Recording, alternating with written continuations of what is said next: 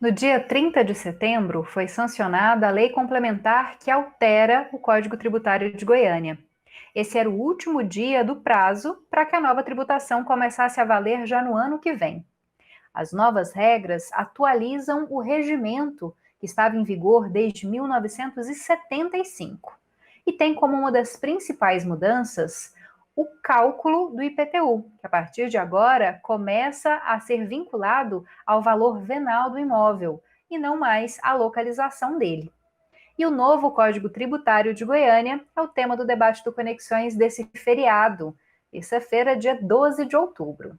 Eu sou Camila Maia e fico com você na TV UFG e na Rádio Universitária até às 5h30 da tarde. Eu sou uma mulher branca, hoje estou vestida com uma roupa preta de balinhas brancas, estou com meus cabelos soltos, eles são escuros e compridos. Estou aqui no escritório na minha casa, em frente a uma estante com alguns livros coloridos e também enfeites. Nós ainda estamos em distanciamento social e, por isso, cada um dos entrevistados, eu e a intérprete, estamos nas nossas casas. Por isso, você vê a gente em quadradinhos na sua tela. E dessa vez nós contamos com a interpretação para Libras, feita pela Aline Naramoto, mais uma vez. Olá, Aline, muito obrigada pela sua presença. A Aline, que é estudante da Faculdade de Letras da UFG e integrante do projeto Intercomunicação. Ela é uma mulher branca, tem cabelos castanhos na altura dos ombros, e hoje eles estão presos. Ela está vestindo uma camisa preta e está de frente a um fundo azul. E você assiste ao Conexões na TV UFG, canal 15.1 do Sinal Aberto, canal 21 da NET Goiânia, no site e no aplicativo da TV UFG e também nas redes sociais. E você escuta o programa na Rádio Universitária 870M, no site da rádio e no aplicativo Minha UFG. Depois, o programa, o nosso debate especial de terça-feira, vira um podcast que fica disponível nos perfis da Rádio Universitária, no Deezer e no Spotify.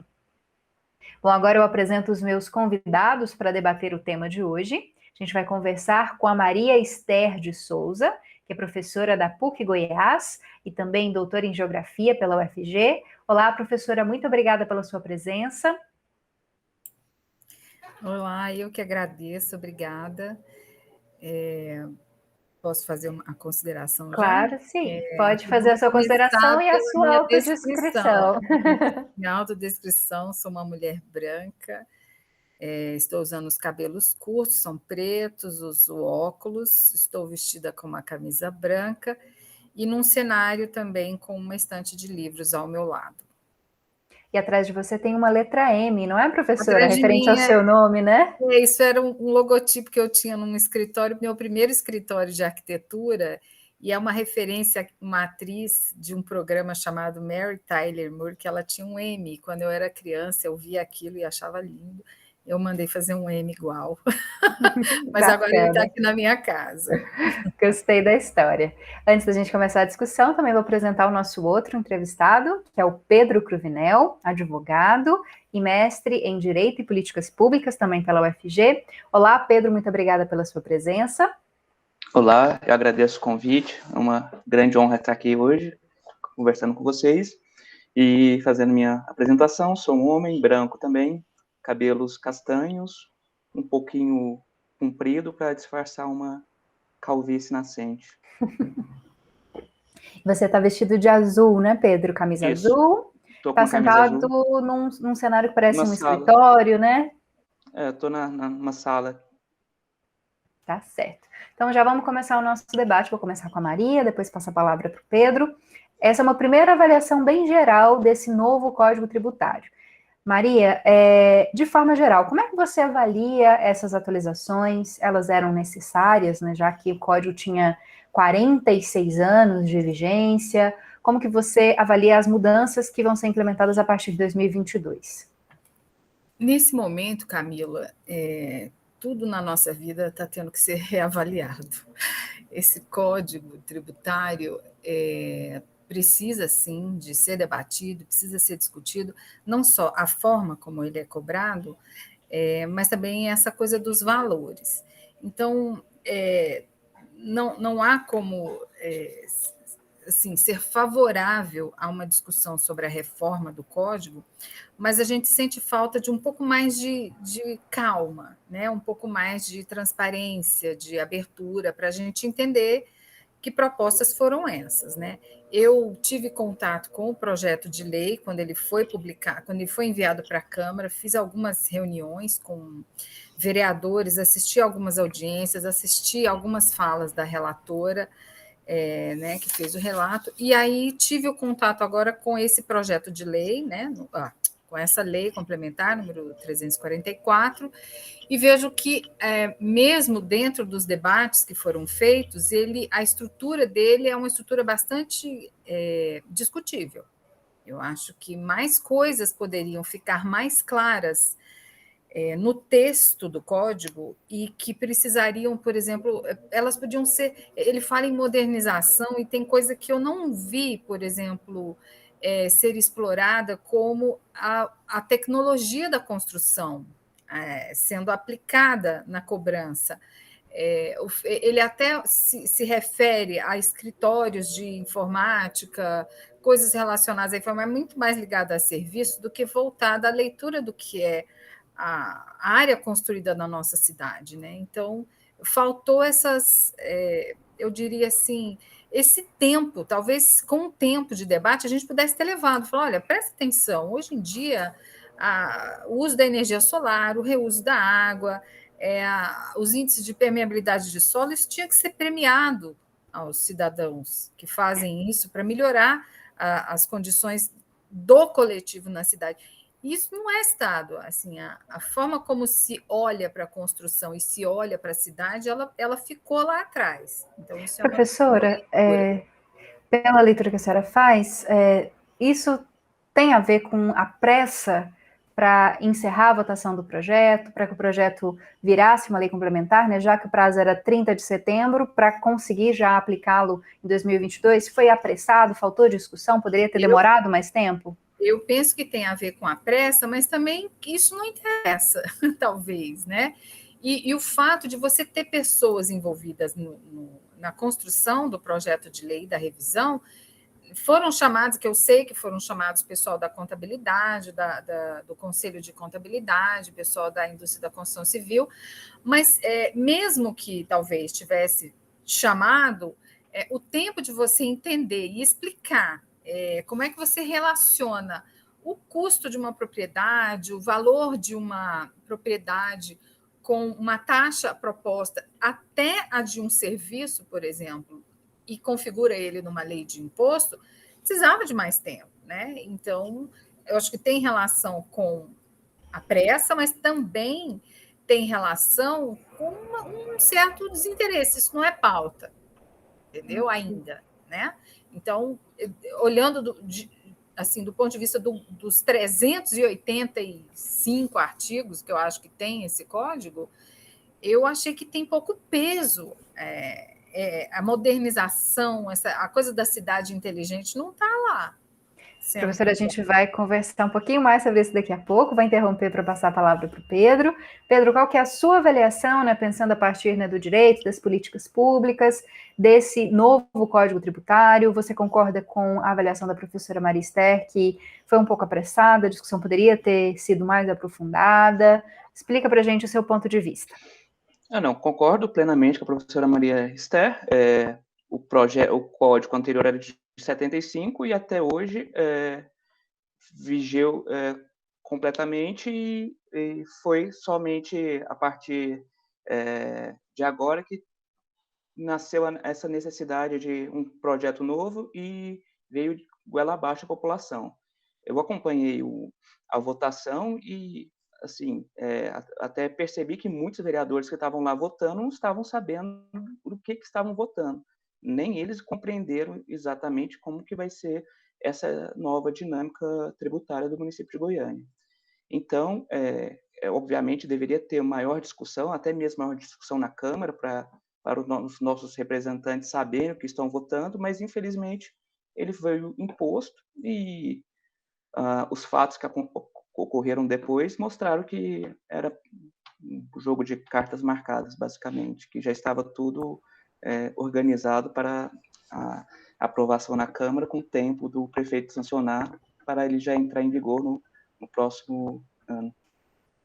Pedro, já que você falou, né, que muitos deputados, muitos vereadores, perdão, até não entenderam os artigos, a professora Maria Esther cita, né, 300 artigos, queria tentar explicar algumas questões que para o nosso público geralmente parecem um pouco mais relevantes, né, entre muitas aspas aí, como a questão de quanto eu vou pagar no IPTU. Meu IPTU vai aumentar, vai diminuir? Como é que vai ser feito esse cálculo agora? Dá para a gente explicar um pouquinho como é que funciona essa alteração? Antigamente, o valor do imóvel era, o valor cobrado pelo IPTU era baseado no local onde o imóvel estava, independente dele ser um imóvel mais simples ou um imóvel de alto padrão. Se ele estivesse num bairro, os imóveis todos pagariam o mesmo valor. A partir de agora, vai depender do valor venal, né, do valor de negócio, de mercado desse imóvel.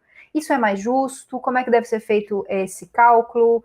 Deve aumentar ou reduzir o IPTU? Tenta explicar um pouquinho para a gente, eu sei que é muita coisa, né, mas de uma forma que o nosso público consiga perceber aí se vai ou não vai pesar no bolso essa alteração. Bem, antes a cidade era dividida em 4 zonas fiscais. Então, a zona central pagava mais do que um bairro periférico. Ocorre que, em 1975, Goiânia era uma outra cidade, com uma outra dinâmica social. Então, quem tinha mais capacidade contributiva geralmente morava nos bairros centrais e o pessoal mais humilde morava nas periferias. Contudo, essa expansão da cidade com condomínios horizontais, criaram vários condomínios de luxo que ficam em bairros mais afastados, causou uma distorção desse modelo, né? Então, isso foi uma alteração que eu julgo pertinente, necessária, porque além de você aumentar o tributo para aqueles que possuem maior capacidade contributiva, você também vai diminuir o tributo do centro, né? Que é uma região que ficou, desde 75, perdeu a população, né? Hoje a gente sai nos bairros centrais à noite, um vazio muito grande, né? A gente não vê gente. Então, isso talvez seja até consiga trazer a população de volta para os bairros centrais, né? Vamos ter um incentivo para a população voltar a morar no centro da cidade. Professora Maria Esther, a sua opinião em relação a isso? Tenta explicar um pouquinho mais para a gente, né? Como é que funciona esse cálculo? É melhor, é pior? É melhor para quem ou é pior para quem, né? É mais justo ou não? Fala um pouquinho disso. No preâmbulo do projeto de lei era uma coisa que estava descrita lá, que o objetivo era fazer a justiça fiscal.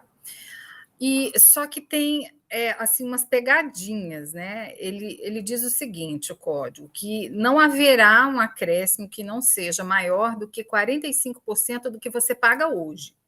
Então, eu já estou entendendo que eu vou pagar quase mais a metade do que eu pago hoje, somado ao que eu pago hoje, em 2022. Isso já é praxe, né? E eu não encontrei uma espécie de simulação para eu poder inserir, por exemplo, o terreno onde eu moro aqui, saber quanto eu vou pagar. Isso eu não achei.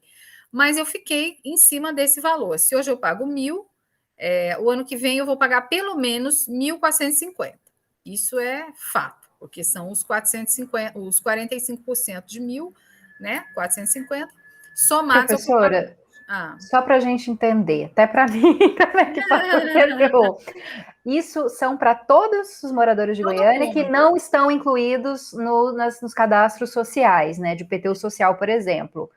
Todo mundo vai ter um acréscimo de no máximo 45%. Isso é fato, entendeu? E aí o que a matemática desse tipo de lei é assim: você faz uma avaliação do imóvel, imprime nele uma alíquota e você tem o resultado do imposto. Tem uma alteração que aconteceu de lá para cá, porque isso que o Pedro falou é verdade. O modelo de zonas fiscais ele não podia continuar, porque a cidade não cresce como homogeneamente, e ela não deve crescer homogeneamente, ao contrário, ela deve sim ser uma cidade misturada, para a gente poder usufruir de tudo. Você não tem só rico aqui, só pobre aqui. Você tem, às vezes, passando na mesma rua, o rico e o pobre. Como é que eu vou falar que um vai pagar mais e o outro vai pagar menos? Isso é dito a partir do perfil dessa construção. Então, isso é uma mudança que tem da antiga lei para essa lei.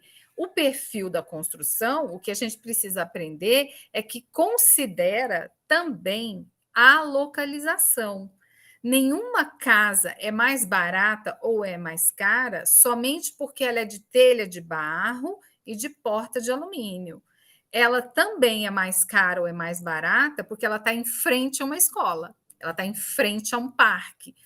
Então, a localização não sumiu da leitura do valor. Isso é uma forma de fazer entender o seguinte: se você mora numa localização muito privilegiada, você deveria pagar mais.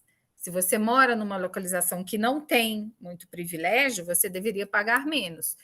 E aqui é que tem as pegadinhas, que é muito complicado, porque toda essa coisa de você estimular, por exemplo, achar que está estimulando o uso de um imóvel numa região central, dizendo que ali é desvalorizado, não é verdade.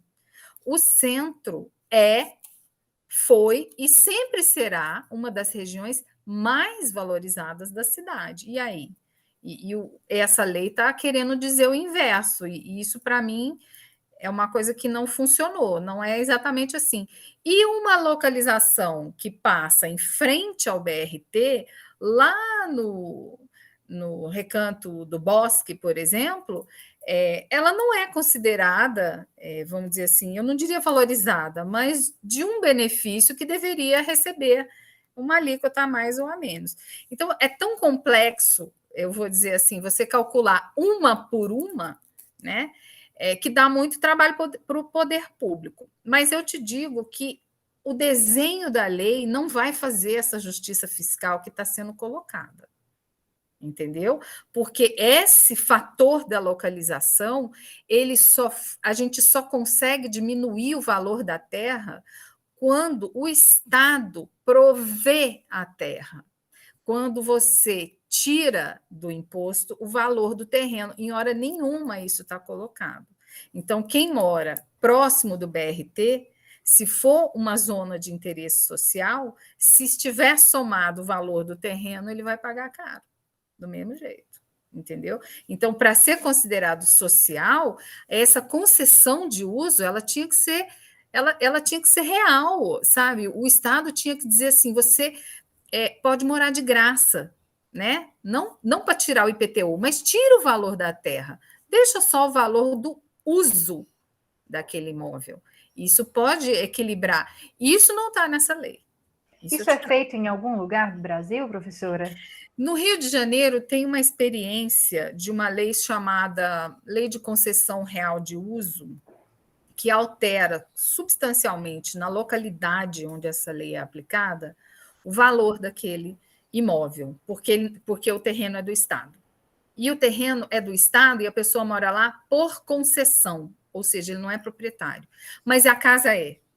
Né? Essa ideia de você separar o direito da propriedade do direito de construir é uma ideia da década de 70 que veio para a nossa legislação urbanística, e ela é difícil de entender, mas se o gestor quisesse realmente imprimir justiça fiscal, ele dava, né? Ele não cobrava, ele doava. E isso é muito difícil de você colocar na lei, porque isso vai abrir. Está lá, tem uma lista de isenções. Depois a gente fala sobre elas. Vamos falar sobre ela. Mas eu acho que a gente tem que ter uma expectativa de um aumento, e esse aumento chegar a quase 45% do valor que a gente paga hoje.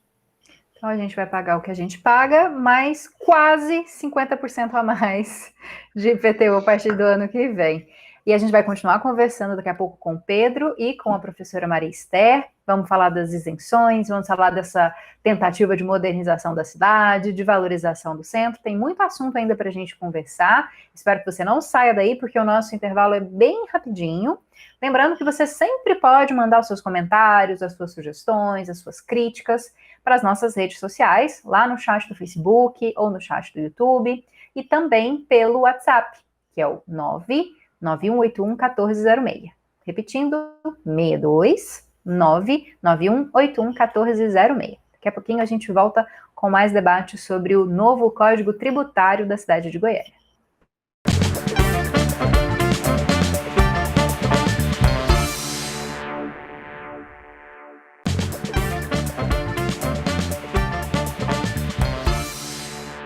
Estamos de volta com Conexões dessa terça-feira, dia 12 de outubro de 2021, feriado nacional.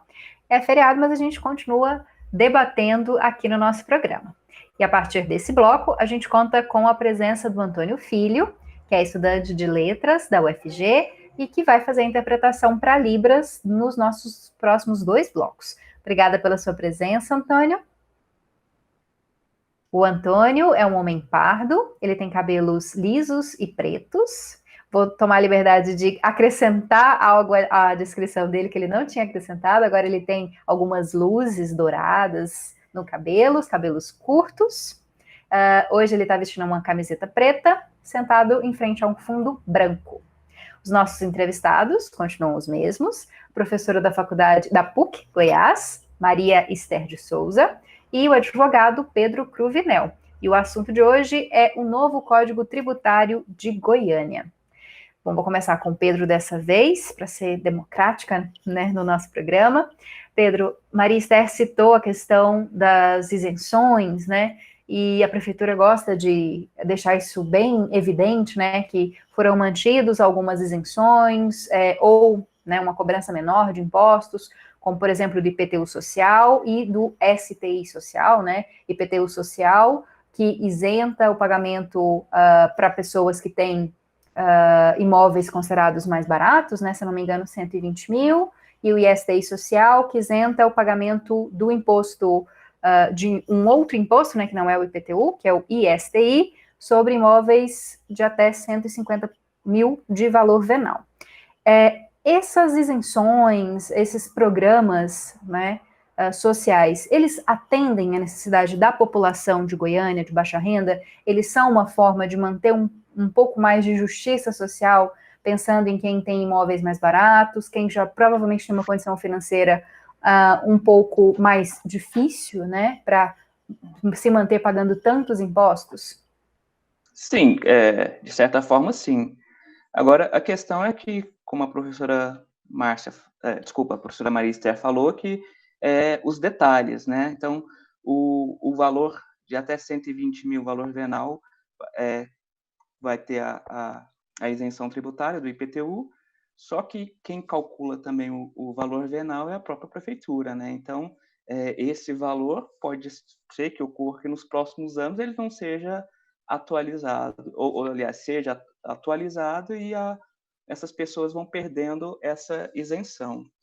Por outro lado, também a prefeitura queria dar isenção para clubes, que ao meu ver não é algo essencial, e a imóveis que igrejas alugam, porque as igrejas elas têm isenção tributária, que isso está na Constituição, mas até agora até mesmo o imóvel que ela aluga, que ela não é a proprietária, terá essa isenção, que também, ao meu ver, não é algo que seria prioritário.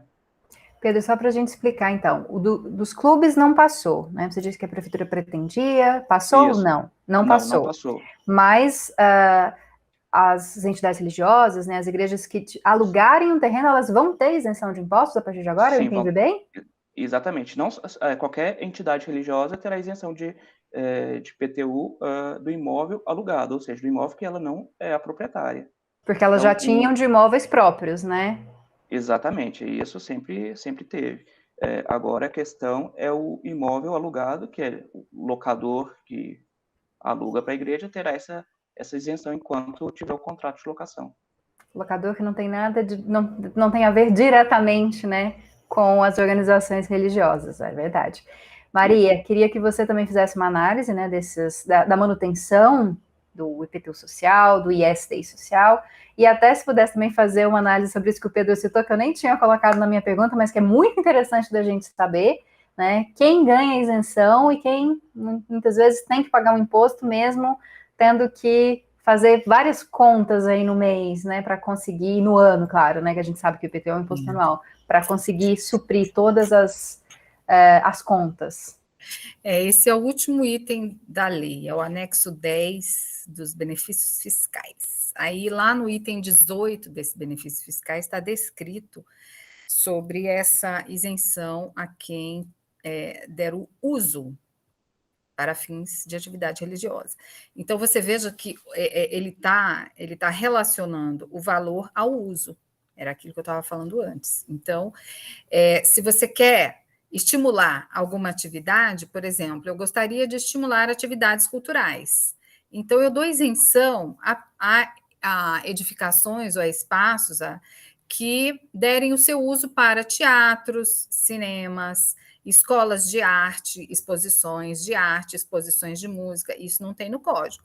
Isso tem estímulo à disseminação do uso de atividades religiosas. Isso é muito típico, né, de gestão assim personalizada, né? Isso é muito complicado. Isso não é legal. Eu não gostei, achei que isso não faz justiça fiscal. A pessoa que tem um imóvel e o imóvel, o IPTU é caro, mas ela quer alugar, se ela quer se livrar do IPTU, ela aluga para alguém que quer montar uma igreja. Olha, isso não é legal, isso não estimula desenvolvimento para a cidade, né? Agora, essa coisa do IPTU social, de qualquer política social, ela tem essa faceta, ela pode ser uma coisa mascarada e pode ser uma coisa real. Então, no primeiro mês da gestão desse governo, ele lançou uma bolsa de auxílio, né, de provento, de custo, para pessoas receberem R$300 e tal, e ele não teve êxito, não apareceu ninguém para receber a bolsa, porque o que ele colocava de condição para a pessoa receber a bolsa era tão absurdamente impossível de cumprir que a pessoa saía da categoria de situação de vulnerabilidade, porque ele precisava ter endereço. Uma pessoa em situação de vulnerabilidade, ela mora na rua, ela não tem endereço. Ela mora numa ocupação, ela não tem endereço. Ela precisava ter uma conta de energia, ela precisava ter, sabe? Então, isso é muito mascarado. Você quer fazer justiça fiscal, ter uma ação social, então escreva isso com todas as letras na lei. Um imóvel que custa até R$100 mil em Goiânia, eu não sei onde ele está localizado, em primeiro lugar. Nem hoje em dia, os imóveis do Minha Casa Minha Vida no Jardim do Cerrado, eu mandei uma mensagem para uma pessoa que eu conheço que mora lá, eu falei, me manda a sua taxa de IPTU para eu ver. O que está pegando aí, né? Mas isso aí tem lá nas entrelinhas, é só num primeiro momento. É só no momento em que você adquire, é só na primeira vez, é só no primeiro ano, é só. Então, eu acho tudo muito mascarado, cheio de pegadas, cheio de buracos, cheio de. E isso é falta de discussão. Porque numa discussão com tempo para a gente ler cada item, a gente podia ir lá e falava: poxa, você quer fazer justiça fiscal? Você quer tirar do rico e dar para o pobre? Então você tem que retirar o imposto dessa pessoa.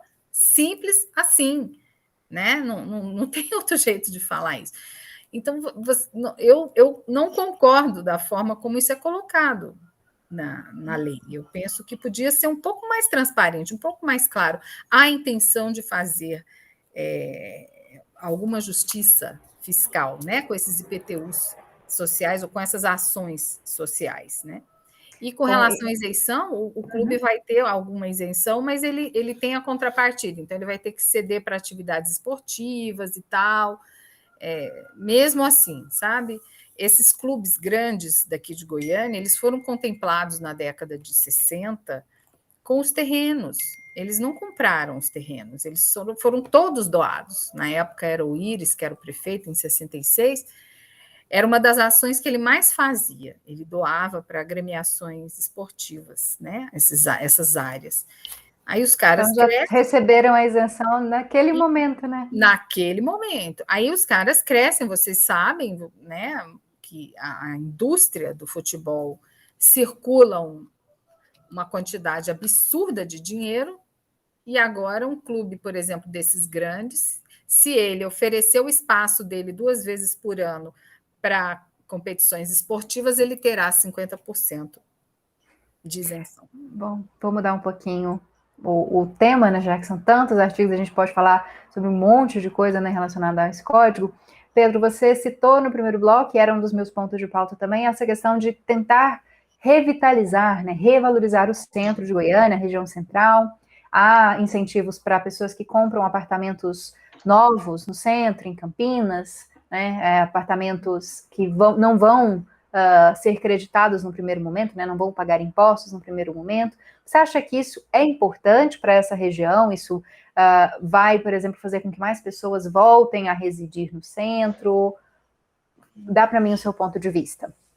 Bem, eu acho que isso é um incentivo positivo. É difícil a gente prever exatamente se isso ocorrerá ou não, porque também não deve ser uma ação isolada, apenas dar um incentivo fiscal e pronto. A prefeitura tem que incentivar de outras formas, trazer segurança, promover uma qualidade melhor nesses bairros que hoje estão um pouco decadentes, né? Tem a isenção de 2 anos também para o projeto Fachada Limpa, que isso no centro de Goiânia eu acho uma coisa favorável, uma coisa bacana, porque a gente tem um centro tão bonito, né, com um estilo Art Deco que é praticamente único no Brasil, então a gente vai limpar, a ideia é limpar aquele tanto de letreiro e promover e deixar o centro com aquela cara mais bonita, mais revitalizada. Então, tendo isso, eu acho que isso realmente vai ser uma coisa muito positiva. Mas isso vários prefeitos já em toda a campanha municipal, todo mundo promete isso e, infelizmente, até hoje, o centro está cada vez pior. Eu ainda não vou passar a palavra para Maria Esther, vou deixar para passar no próximo bloco, porque a gente tem que ir para um rápido intervalo, e é rapidinho mesmo. Daqui a pouquinho a gente volta, peço para a Maria Esther responder essa questão, e a gente ainda fala um pouquinho mais sobre o Código Tributário antes do fim do programa.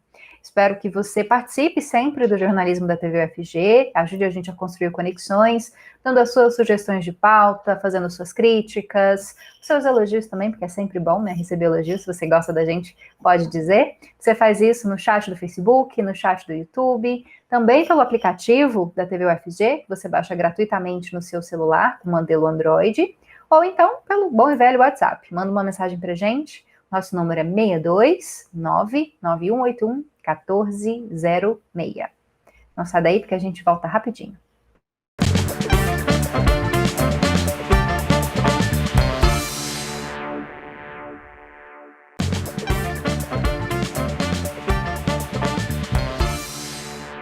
E esse é o último bloco do Conexões de hoje, essa terça-feira, feriado, na 12 de outubro de 2021.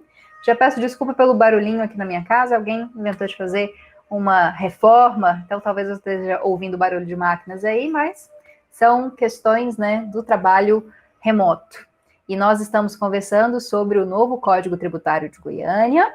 Estamos, desde o primeiro bloco, contando com a presença da Maria Esther de Souza, professora da PUC Goiás, e do Pedro Cruvinel, que é advogado. Estamos também contando com a presença do nosso intérprete de Libras, que é o Antônio Filho, que ele é aluno da Faculdade de Letras e também integrante do projeto Intercomunicação. Como eu prometi no final do bloco anterior, Maria Esther, qual que é a sua opinião sobre essa tentativa, né, de revitalização do centro de Goiânia, né? Na verdade, não é nem só do centro, né? A gente fala centro, mas é da área central, né? O setor central, Campinas. A gente sabe que muitas pessoas deixaram de morar no centro, né? Foram para outras regiões de Goiânia, a possibilidade de comprar, só que aí são só prédios novos, né? Está previsto na lei. Comprar prédios novos e ganhar uma isenção de imposto, isso vai levar mais pessoas para o centro, isso vai revitalizar a área, e esse projeto também das fachadas, né, garante incentivo também de não pagar impostos aos comerciantes que mantiverem as fachadas limpas, né, mantiverem a arquitetura original. O que a senhora acha desse quesito? Olha, isso eu concordo com o Pedro, que são ações positivas, né? Você isentar, ou pelo menos dar um desconto, para que uma pessoa valorize a sua fachada, e isso, em contrapartida, valorize o conjunto, a paisagem, isso sempre vai ser bom. Agora, o Pedro falou uma coisa muito importante: isso não adianta isso ser pensado de forma isolada, ou só um ano, ou só. O desenvolvimento de uma região, Campinas, vamos falar de Campinas, só para não falar do centro. Campinas é uma potência em termos de produção de PIB, se a gente for considerar dinheiro circulando por cabeça ali no comércio. É uma potência. Qual que seria o estímulo? Isentar o IPTU? Não só isentar o IPTU, ou isentar o primeiro ano, ou um ano, né? É um conjunto de ações. Não adianta você isentar o IPTU para quem levar igreja para Campinas. Não vai desenvolver Campinas, não vai ficar bom. Você vai ter igrejas funcionando de manhã, de tarde, de noite, e ali com um tipo de atividade que não, eu diria que não colabora com o desenvolvimento, né?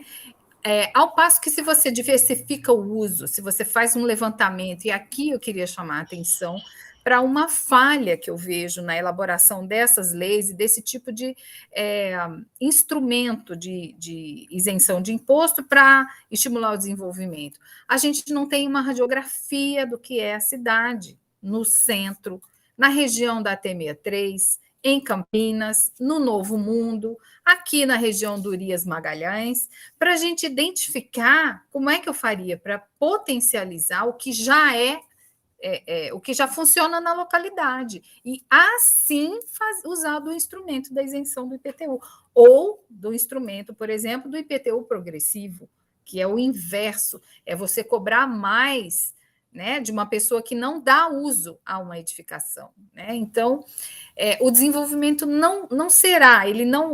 O Pedro ainda falou assim: eu não sei se vai vir, eu tenho certeza que não vem, porque essas coisas são faladas há anos. Esse projeto de limpeza das fachadas do centro, há quantos anos a gente conversa sobre? Por que isso não acontece de fato? Porque ele não é abraçado por um conjunto de outras ações que vêm junto, né? Que estão na Secretaria de Cultura, na Secretaria de Comunicação, na Secretaria de Educação, na de Economia, né?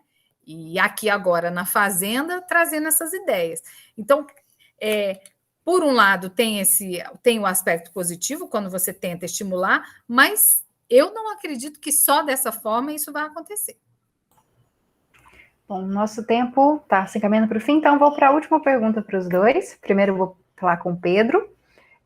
Pedro, uma dos motes, né, da alteração do Código Tributário é o desenvolvimento da cidade, né, como diz Marister, a modernização, né, dessa cobrança e também da cidade como um todo. Como é que você vê isso? Essas alterações que vão ser implementadas a partir de 22, elas vão de alguma maneira modernizar, né, a cobrança de impostos? Elas vão incentivar o desenvolvimento de áreas em Goiânia? Qual que é a sua visão?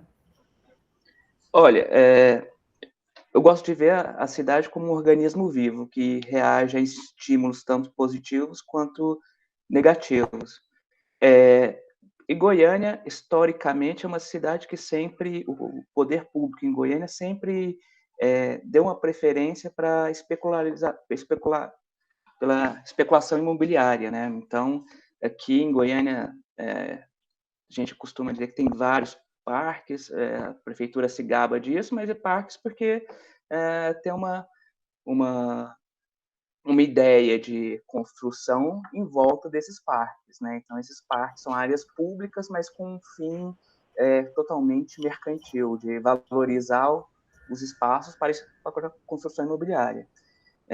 Então, eu, sinceramente, acho que um novo código não vai mudar muita coisa, infelizmente, e o motivo disso é a falta de discussão. Foi um projeto enviado goela abaixo, foi aprovado em 20 dias na Câmara, sem a menor discussão com a população, e sancionado pelo prefeito. Então, infelizmente, eu não vejo que vai haver alterações significativas. Maria Esther, a sua opinião? Você já até começou a falar dela lá no primeiro bloco, quando criticou essa ideia. E se você puder também, né? Claro que a gente tem que tentar ser mais objetiva, mas falar dessa questão de que você tocou no primeiro bloco, de que não há uma valorização em relação a construções mais sustentáveis, né? A um modelo que traga muitas vezes a melhoria, né, desse ambiente em que a gente vive. Não se pensa realmente na modernização dos espaços, né? E eu estou chamando de modernização alguma coisa que é reflexo do que a gente assistiu com o advento da pandemia. Nós precisamos valorizar espaços naturais o mais rápido possível, mesmo que eles estejam dentro da cidade, mesmo que eles estejam no nosso quintal, para que a gente tenha um sofrimento menor. Eu tenho a sensação de que a próxima década é a década da escassez. Vai faltar tudo, não só por causa da pandemia, mas por causa desse modelo, né, neoliberal de você desmontar o Estado e dizer que quem tem dinheiro é que vai produzir. Então, trazer a ideia de modernização, na minha cabeça, seria você estimular e valorizar quem preserva, né? Estimular e valorizar quem vai trazer energia fotovoltaica, quem vai fazer o reuso da água da chuva, quem vai ter uma horta na sua quadra, dividindo com ali o bairro a produção do alimento básico, um alimento simples, um alimento barato. Por que não há isenção para lotes que produzirem alimento? Não tem esse negócio, eu não li, eu pelo menos não achei isso aqui. Não tem essa isenção. Não tem isenção para quem montar um estande de doação de roupa para morador de rua. Não tem isso também.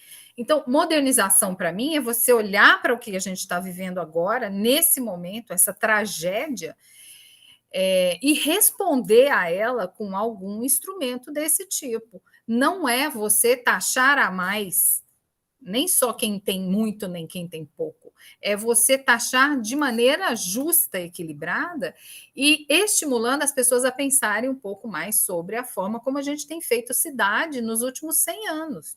Para você ter uma ideia, esse modelo, né, de tributação de imposto territorial, predial e urbano, ele não é muito antigo, ele é da década de 40, e ele vinha explicando o seguinte: vai haver uma melhoria na cidade, então eu vou cobrar o imposto de vocês. Olha como isso está deformado, né? Agora o nosso imposto ele é de arrecadação. Eu estou entendendo que isso é para arrecadar, porque a gente tem um capítulo de multa que é uma coisa muito louca. Então, faltou essa coisinha aqui escrita sobre uma modernização real, né? Professora, só para terminar, me deu uma curiosidade. Pedro citou a questão da especulação imobiliária, que a gente sabe que em Goiânia realmente existe, e a gente sabe que em Goiânia há muitos prédios, lotes, espaços em regiões aí, né, entre muitas aspas, valorizadas, né, que estão desocupados, abandonados. Há alguma cláusula em relação a isso? A taxar pessoas que deixem lotes, prédios, construções abandonadas? Tem o item IPTU progressivo no tempo, sim. Agora, eu quero ver eles conseguirem aplicar, porque isso mexe em estruturas de pessoas que já são ricas, e isso envolve pessoas, oficiais de justiça, que vão entregar uma notificação que o prefeito mandou, e às vezes você imagina você entregar para um juiz, que é o proprietário desse imóvel. Vazio. Envolve muito mais essas questões, eu penso, do que a prática mesmo, entendeu? Bom, nosso tempo chegou ao fim. Muito obrigada, Maria Esther, pela sua presença aqui no Conexões de novo. Eu que agradeço, desculpa, eu tagarelo demais, mas eu gosto demais de falar. E agradeço demais a oportunidade, parabenizo pelo programa, Pedro. Não precisa pedir desculpa por falar muito, não. A gente gosta quando fala mesmo. Pedro, muito obrigada. Bem-vindo ao Conexões. Espero que você volte a discutir outros temas com a gente também.